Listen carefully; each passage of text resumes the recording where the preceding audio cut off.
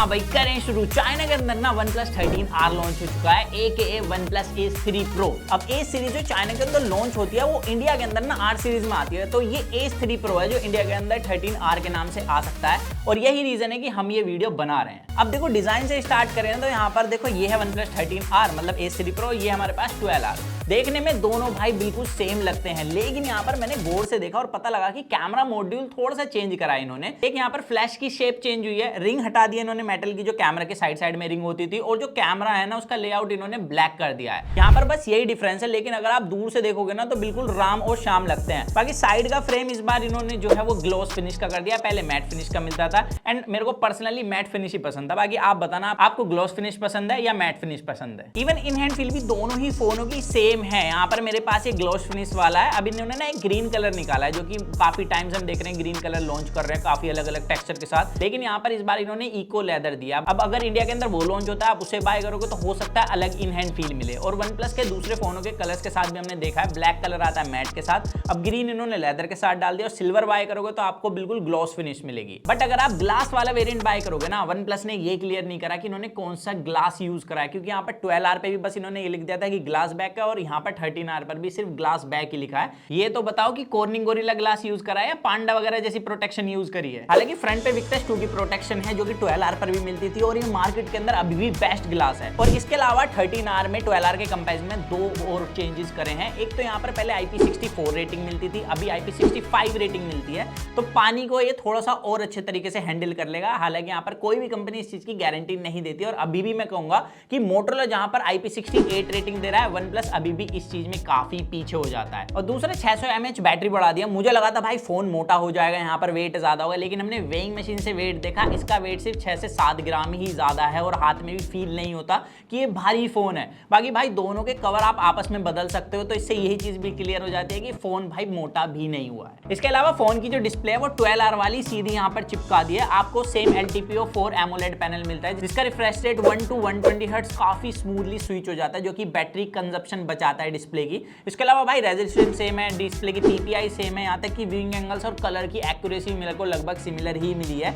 दोनों में आपको 4500 निट्स की पीक ब्राइटनेस मिल जाती है HDR कंटेंट स्ट्रीम करते हुए। लेकिन भाई ये मैं बता दूं लैब टेस्टेड होता है, कोई भी कंपनी जो मैक्सिमम पीक ब्राइटनेस बताती है वो 1-2 सेकंड के लिए काम करती है HDR कंटेंट में, तो उसे ही चिपका कर ये मार्केटिंग कर देते हैं। हालांकि आउटर विजिबिलिटी बढ़िया है, 1600 निट्स की पीक ब्राइटनेस मिलती है और सिमिलर है जितने की 12R के अंदर दी गई थी। और यहाँ पर आप OTT प्लेटफॉर्म पर HDR कंटेंट स्ट्रीम कर सकते हो, काफी अच्छा प्लेबैक है, और डिस्प्ले से मेरे को कोई भी शिकायत नहीं है और ना ही कोई चेंज। लेकिन कंटेंट देखते हुए मैंने एक चीज नोट करी, भाई स्पीकर्स की क्वालिटी इन्होंने थोड़ी सी इंप्रूव करी है। अब जो स्पीकर्स मिलते हैं ना आपको 13R में थोड़े और बेसी हो गए हैं। अब जो एक बड़ा मेजर चेंज लेके आता है 13R अपने साथ, वो ऑब्वियसली इसका प्रोसेसर है। यहाँ पर Snapdragon 8 Gen 3 मिलता है, वहीं पर 12R के अंदर Snapdragon 8 Gen 2 मिलता है। अब 8 Gen 2 के कंपैरिजन में 8 Gen 3 ऑब्वियसली एक तगड़ा प्रोसेसर है। यहाँ पर आप स्कोर देख सकते हो, इसका स्कोर 2 मिलियन मिला है, और यहाँ पर CPU थ्रोटलिंग में भी कंसिस्टेंसी जिप्स भी काफी बेटर मिले हैं, तो ये काफी तगड़ा प्रोसेसर है। और यहाँ पर हमने गेमिंग भी करी है, गेम सेटिंग्स अब दोनों के पास सिमिलर मिल जाती हैं, लेकिन यहाँ पर जब आप 60 FPS में गेम प्ले करोगे तो 12R जहां पर आपको 50 FPS की कंसिस्टेंसी प्रोवाइड कराएगा, वहीं पर 13R आपको 55 FPS की कंसिस्टेंसी के साथ गेम प्ले करा कर देगा।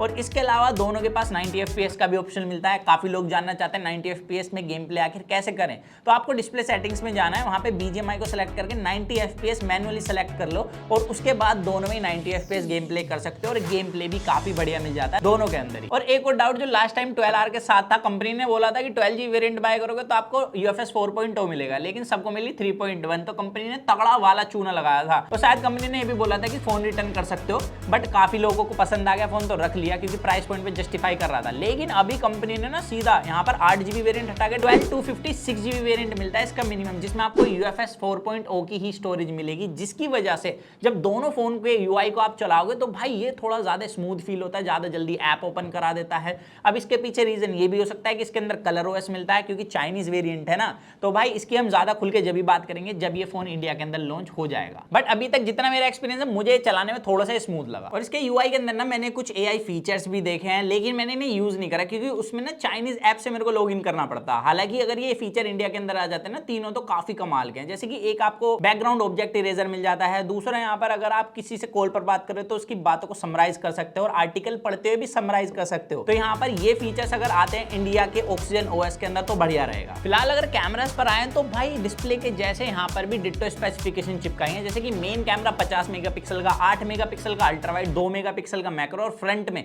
16 मेगापिक्सल का कैमरा दिया है। अब यहाँ पर मैंने एक थोड़ी सी अजीब चीज देखी कि जो कैमरे के अंदर आपको 5x का एक मोड मिलता था वो इन्होंने 13R में से हटा दिया है, मे बी इंडियन वेरिएंट के अंदर डाल दें, बट यहाँ पर जो है मैंने आपको बता दिया। अब फोटोज हमने काफी क्लिक करी, यहाँ पर स्किन टोन मेरे को 13R का बेटर लगा है, थोड़ा सा और रिफाइन हो गया, काफी ज्यादा नेचुरल, इवन लाइट कंट्रोल भी काफी अच्छे से कर लेता है। और इंडोर के अंदर जैसे कि पहले था ना थोड़ा सा कॉन्ट्रास्ट इमेज उठाता था, वो भी यहाँ पर फिक्स कर दिया इशू।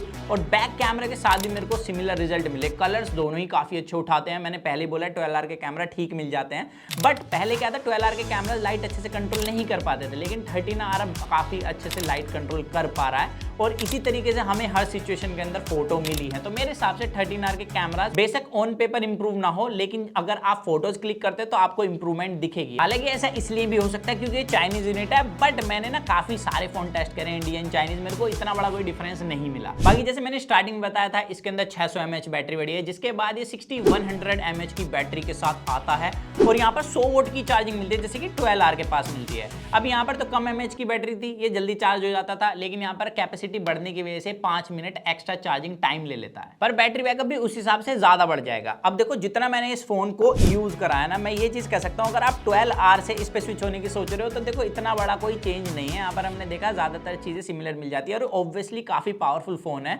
तो भाई ज्यादा पे करके इसे लेने का कोई सेंस नहीं है। लेकिन हाँ, अगर इंडिया के अंदर ये थोड़े एक्स्ट्रा AI फीचर डाल देते हैं, कैमरा और इंप्रूव कर देते हैं, तो आप एक बार को देख सकते हो। और अगर आप इसे बाय करने की सोच रहे हो और आप पैसे जोड़ रहे हो तो मैं कहूंगा फिर आप इसके लिए वेट कर लेना। बाकी आप बताना आपको 13R कैसा लगा, AKA Ace 3 Pro।